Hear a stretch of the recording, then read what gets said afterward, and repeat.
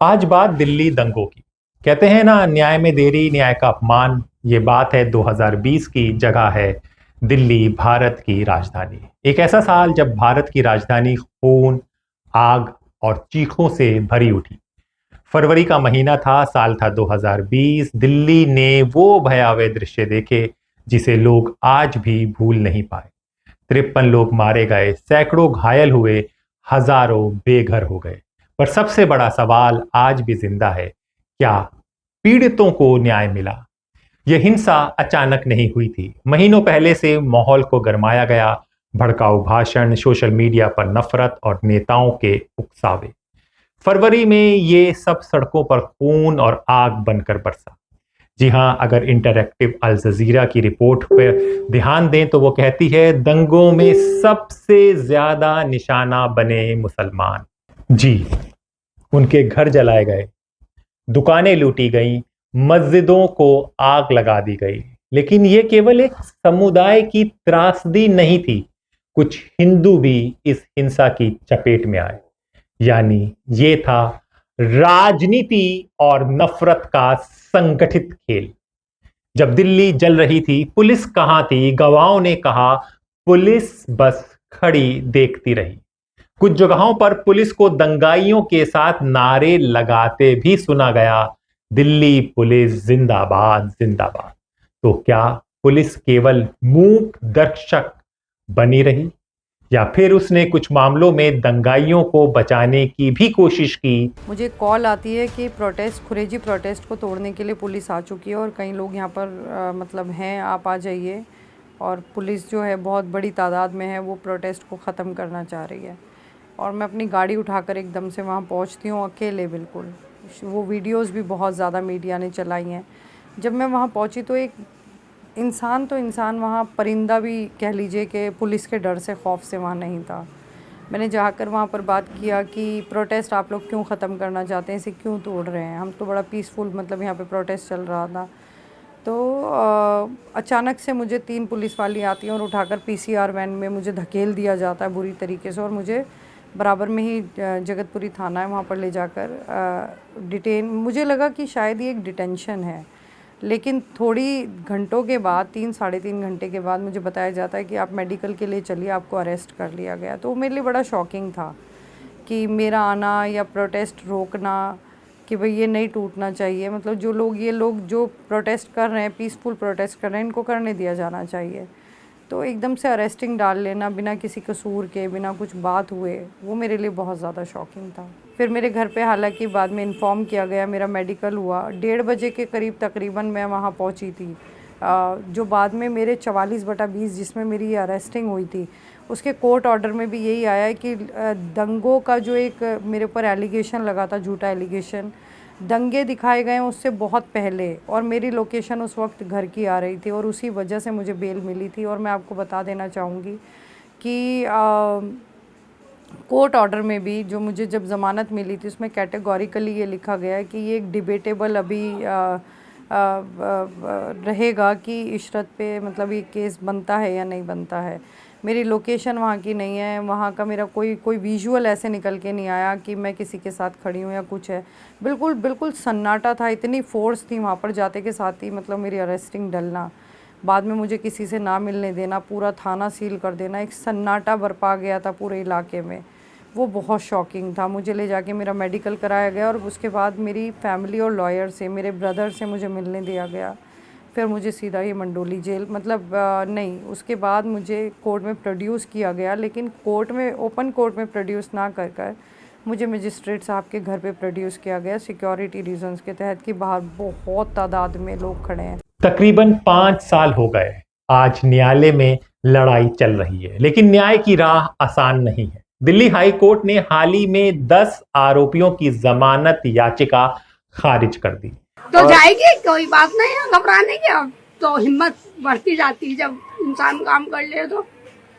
क्या करते हैं, बस वो कौन सी मतलब गलत काम कोई कर रही थी, वो तो सही काम कर रही थी, हक के लिए कर रही थी अपने। ठीक है, उन्होंने जो करा वो कर लो, अल्लाह मालिक है, अल्लाह करवागा। जब तक है वहाँ का तो खाएगी, और जब अल्लाह का हुक्म होगा ये रोक नहीं सकते। एकदम आगे पता था कि ये यूपीए लग जाएगा, ये कहाँ लगा, ये तो पहली बार ही लगा। सब कह रहा है कि इसमें पोटास में तो यूपीए लगता ही नहीं था, इन लोगों ने लगाया यूपीए। तो यूपीए काम बनता है, इसमें अपना हक नहीं है क्या पोटास करने का? फिर अब इनकी मेहरबानी सरकार की, जो चाहे वो कर ले, उनकी मेहरबानी मोदी जी की। हमें ये पता होता कि इतनी पढ़ा के ये काम बनेगा तो इससे अच्छा तो हम ना पढ़ाते, वो अच्छा था। एमबीए तो उन्होंने कर लिया, पीएचडी करने का इरादा था, वो 2 नंबर से रह गई। इस बीच ये हंगामा खड़ा हो गया, उसके दोस्त जो है वो इससे जुड़ गए, जब वो जुड़ गए तो ये भी जुड़ गई। पढ़ के तो आके खुली है बच्चों की, पता लगा क्या है क्या ना बाहर, वो भी घर में होती तो बस अपना जाहिल रहती तो सही रहती, जाहिल बना सब। अब अपना हक मांगा तो उन्होंने ये काम कर लिया। देखो 5 साल होते जुग होते हैं, 5 साल माँ बाप के लिए। ये वो लोग हैं जो 5 साल से जेल में बंद हैं। एक बार टाइमलाइन के साथ समझिए कौन कौन ये लोग हैं। जी हाँ, इनका नाम है उमर खालिद। सितंबर 2020 में गिरफ्तार हुए, अब तक उनकी 6 जमानत याचिकाएं खारिज हो चुकी। मिरान हैदर अप्रैल 2020 में गिरफ्तार हुए, जमानत खारिज हुई 4 बार। तस्लीम अहमद अप्रैल 2020 में गिरफ्तार हुए, जमानत खारिज हुई 3 बार। अतर खान मई 2020 में गिरफ्तार हुए, जमानत खारिज हुई 3 बार। सलीम खान अप्रैल 2020 में गिरफ्तार हुए, जमानत खारिज हुई 2 बार। शर्जिल ईमान जनवरी 2020 में गिरफ्तार हुए, जमानत खारिज हुई 2 बार। सफूरा जरगर मई 2020 में गिरफ्तार हुई, प्रेगनेंसी के दौरान भी जेल में रही, बाद में मेडिकल आधार पर बेल मिली।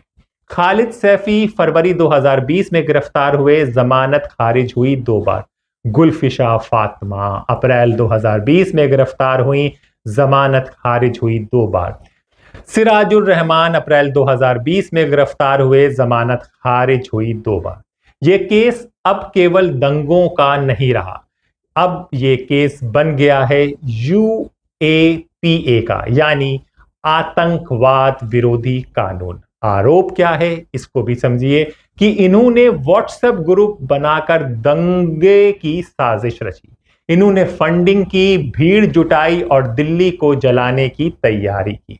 लेकिन सवाल ये है, अगर यही आरोप सही है तो इतने सालों बाद भी अदालत में मुकदमा साबित क्यों नहीं हो रहा, यानी कि ट्रायल क्यों नहीं हो रहा? बिना ट्रायल के इनको 5 साल हो गए जेल में बंद किए हुए, जेल में कैद किए हुए। ये न्याय व्यवस्था का मखौल है और न्यायपालिका के माथे पे कलंक है, और इसमें न्यायपालिका को खुद आत्मचिंतन करना चाहिए। और मैं तो ये भी अपील करूंगा, अगर मेरी आवाज़ आपके चैनल के माध्यम से वहाँ तक पहुँच जाए तो सुप्रीम कोर्ट को इस पर स्वतः संज्ञान लेना चाहिए। भाई, आप जब ट्रायल शुरू नहीं कर पा रहे हैं तो जेल में क्यों रख रहे हैं किसी आदमी को? और वो स्टूडेंट है, वो भी कोई ऐसा नहीं है कि वो, तो वो उन्हें बेल तो देनी चाहिए थी, पहले ही मिल जानी चाहिए थी। 5 साल से जेल के अंदर है। ये बहुत ही भेदभावपूर्ण है और बिल्कुल अन्याय है। ये न्याय के नाम पर अन्याय है और ये बिल्कुल बहुत ही चिंताजनक है। जी, लोग अब ये समझना चाह रहे हैं, जानना चाह रहे हैं, अगर कोई बता सके तो जरूर बताए कि भाई जो धरना प्रदर्शन हो रहा था वो मुसलमान कर रहे थे, जो दंगे हुए उसमें मुसलमानों का नाम आ रहा है कि उन्होंने दंगे कराए, और जो मरने वाले थे 53 उसमें भी सबसे ज्यादा मुसलमान ही थे, और जिन्हें सजा मिली है और जिनका ट्रायल नहीं हुआ है वो भी मुसलमान ही है। मतलब कि कुछ भी समझ में नहीं आ रहा है कि ये धरना भी करते हैं, फिर दंगे भी कराते हैं, फिर मरते भी यही हैं और फिर सजा भी इन्हें होती है। तो इस बात को कोई समझा सके तो कमेंट बॉक्स में जरूर रखे, क्योंकि दर्शक बार बार लोग ये पूछ रहे हैं क्यों अब तक न्याय नहीं मिला, इस पर भी सवाल हो रहा है। आप जानते हैं कि अभी कुछ दिन पहले खबर आई थी कि वहाँ महाराष्ट्र हाई कोर्ट में एक जज नियुक्त की गई हैं जो 2024 तक, हम 2025 की बात कर रहे हैं, 2001 साल पहले तक बीजेपी की ऑफिशियल प्रवक्ता थी।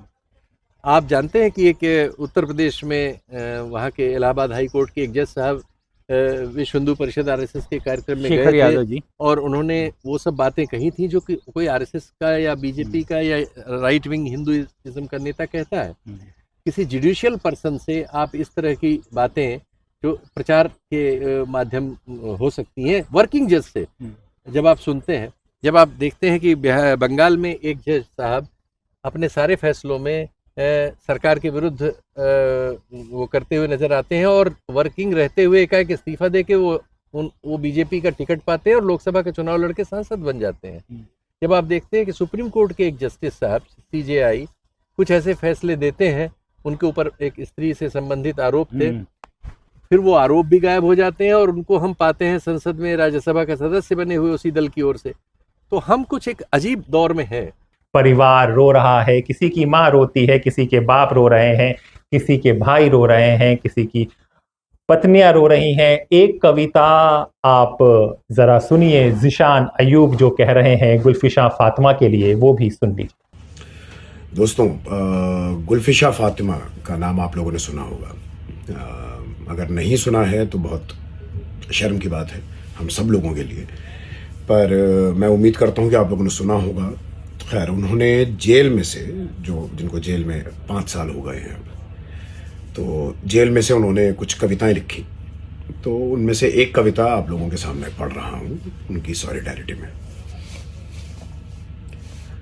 मैं जब 5 साल की थी, लेकिन अब तक याद है, स्कूल का वो दिन, कंधों पर बैग, गले में थर्मस, टीचर ने बैठने का इशारा किया, पर मैं खड़ी रही दम रोके। ढूंढ रही थी छोटी आंखें उनको जो खड़े थे बाहर। जैसे ही अलविदा कह उन्होंने आगे कदम बढ़ाया, टूट गया सब्र का बांध। फिर भी मैं खामोश थी। वो वापस मुझे घर ले आए। मां ने पूछा, क्या हुआ? मैं अपनी बेटी की आंखों में आंसू नहीं देख सकता, ऐसा कहा था मेरे बाबा ने।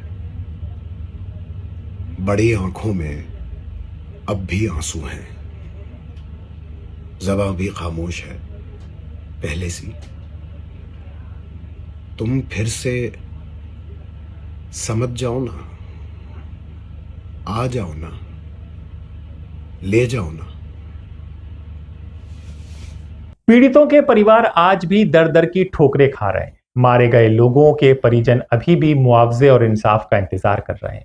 जेल में बंद लोग सालों से अपने केस की सुनवाई का इंतजार कर रहे हैं। न्यायालय में तारीख पर तारीख मिल रही है, लेकिन इंसाफ नहीं।